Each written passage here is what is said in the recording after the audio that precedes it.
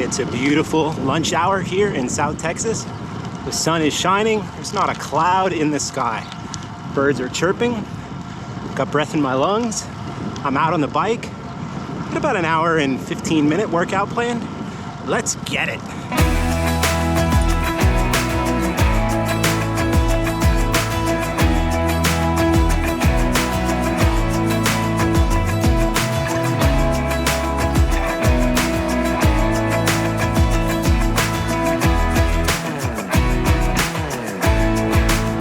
So I took the day off the bike yesterday, but the day before I did some intervals and the roads weren't soaking, but they were just slightly wet. So my bike is like back to that dirty state.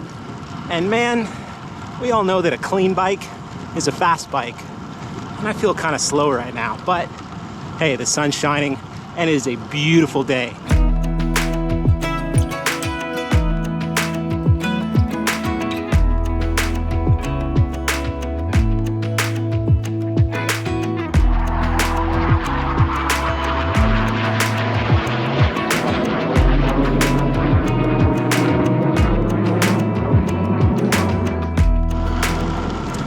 So before I jump into my workout, I want to spend a few minutes just talking about heaven. You might be thinking, okay, heaven, like harps, clouds, angels, wings, ethereality, balls of light, I don't know, crazy stuff like that, Hollywood kind of stuff. I'm not talking about that. I'm talking about what the Bible says about, really about the future.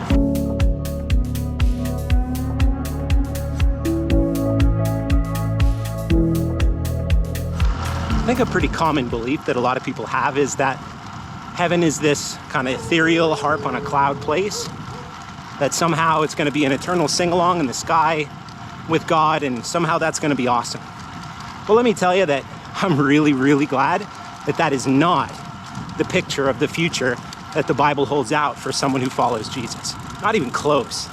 We've mostly picked up that idea from really the 3rd and 4th centuries, go all the way back to a guy named Augustine, or Augustine, some people say, and fast forward all the way to kind of modern day Hollywood, where that's kind of the picture we get here in the West growing up.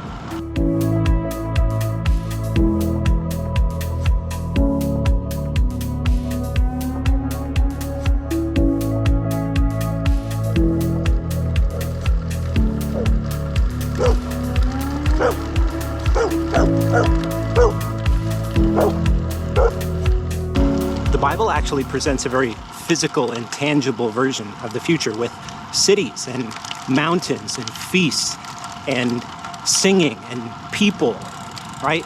Something tangible, not something ethereal. I mean, I don't know how you have an ethereal city, right? Some floaty city that's not even substantial at all. It just doesn't make sense. There's an author and Bible teacher, his name is Randy Alcorn, and he writes a book called Heaven. And in that book, he has a really helpful quote. He says, "We don't desire to eat gravel." Why? Because we weren't made to eat gravel. He says, trying to develop an appetite for a disembodied existence in an ethereal heaven is like trying to develop an appetite for gravel. It's not going to work. That's his whole point. No matter how much you try to doctor up a plate of dirt, put sauce on it, put ranch dressing on it, put anything on it, it's not going to be appetizing. It's never going to taste good. Why? Because we were not made to eat gravel. In the same way, we were not made for a disembodied existence in some sort of ethereal sing-along in the sky.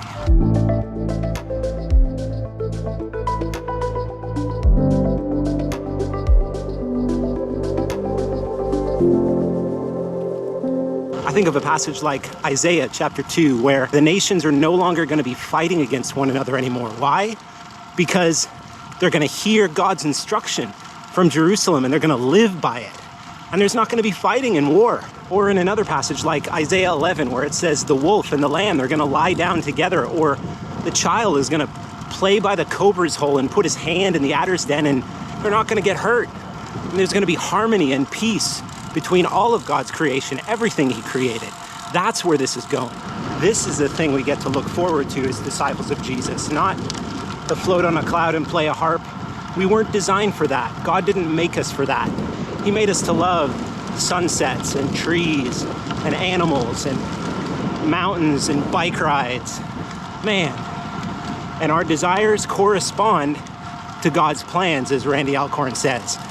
We're designed to live in a resurrected body with a resurrected Christ on a resurrected earth. That's where this is going.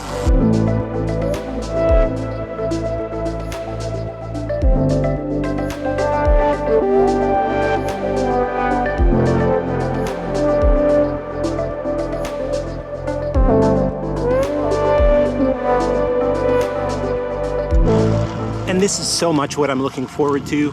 Not the day when God turns on a great vacuum and sucks us all up to some ethereal sing-along in the sky, but when God comes, sends his Messiah, rules from Jerusalem, and restores everything. When it's no longer broken, no longer subject to decay and subject to the curse. Resurrection is what this is all about. Well, I got to jump into my workout. I'll see you in a few minutes.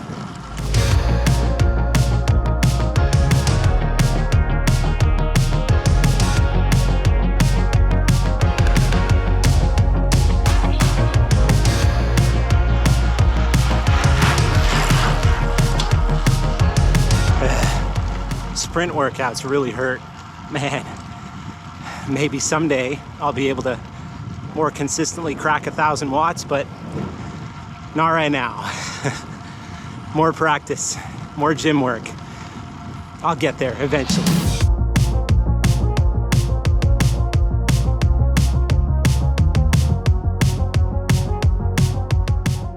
I've stopped for a little snack, but now that I'm recovered enough to talk, I think, this perspective on the future, looking at the future that the Bible holds out as something tangible, something earthy, not something ethereal and intangible, it has completely changed the way that I live my life.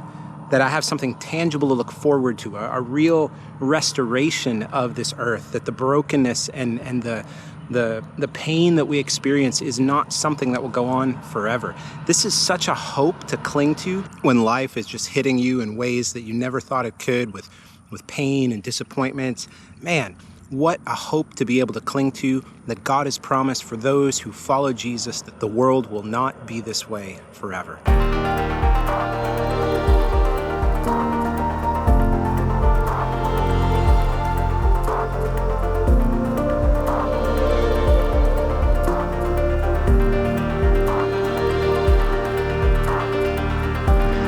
So one thing I've done that has really helped me to maintain this perspective of a real tangible future hope, as opposed to kind of a heavenly, ethereal one, is to just change the language that I use to be more like that language that Jesus and the apostles used. Throughout the New Testament, Jesus and the apostles used the language of this age versus the age to come. And the reason why I think that's so helpful for me is it helps me to understand that it's a change of time as opposed to a change of location, right? Like, I'm not going to get sucked up to heaven and live in ethereality for eternity. Jesus is going to return. There's a real day in the future where there's a transition point between this age, the way that things are today, and the age to come. A coming day, coming age, a coming time period when everything is restored and everything's different. So I've used that word restore or restored or restoration a few times in this video, and I definitely want to spend some more time talking about that. So if any of this has been encouraging, drop a comment down below, like and subscribe, and I'll see you in the next one.